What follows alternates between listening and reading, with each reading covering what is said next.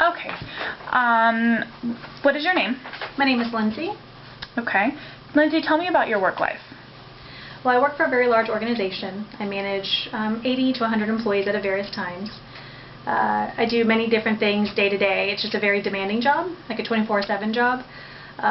Creating trainings, hiring process, any behind-the-scene project management, innovation, act as a subject matter expert for various things. Pretty much we're described as keeping the wheels on the bus turning. So just a very demanding job. Okay.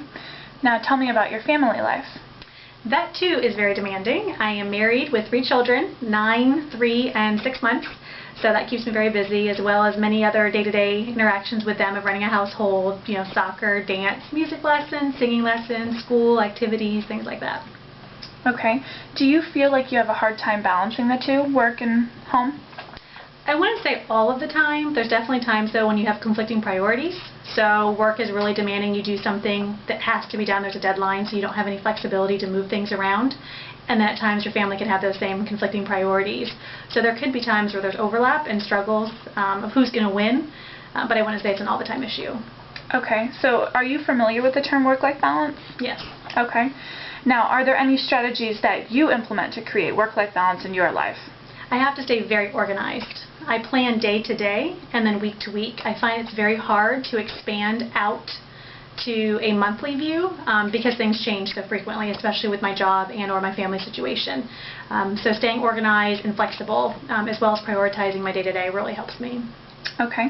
Do you feel that there's anything that your organization does to help you in any way in achieving your work-life balance? My organization is very good at offering incentives for performance. So, I work from home for my job. In that piece alone, I have incentives of internet, phone, things like that. So there's always that monetary reward in the back of my mind that helps keep me motivated to have a good work-life balance and give to the organization. But at the same time, my manager is more of the one from an organizational perspective that's actually pushing for me to have that good work-life balance. So the company as a whole sets the stage, but it's my manager who really implements it.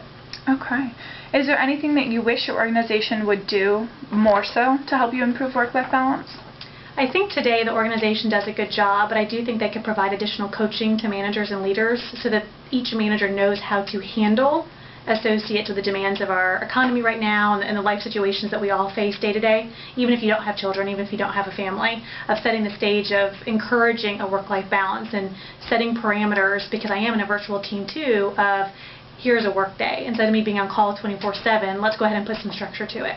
So not necessarily at the organizational level, but more on the team level. Okay.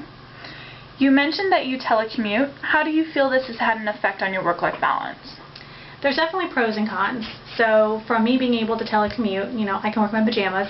I can drop off my kids in the morning, come back and work, or I can get up and work at 5 o'clock in the morning until 7, then take the kids off to school. When they go to bed, get back on and do some work. Obviously my day is a little bit more structured where I have conference calls and things like that, so I have to make myself flexible. But because of the telecommuting, where there are pros, the drawbacks is I never leave work. I'm always at work. So whenever demands are there, I'm working at 3 o'clock in the morning, I'm working on weekends, whatever's needed to get the job done, you don't have that clock that you can punch in and punch out of. But you definitely are held accountable. So pros and cons, but I would have to say the pros outweigh the cons.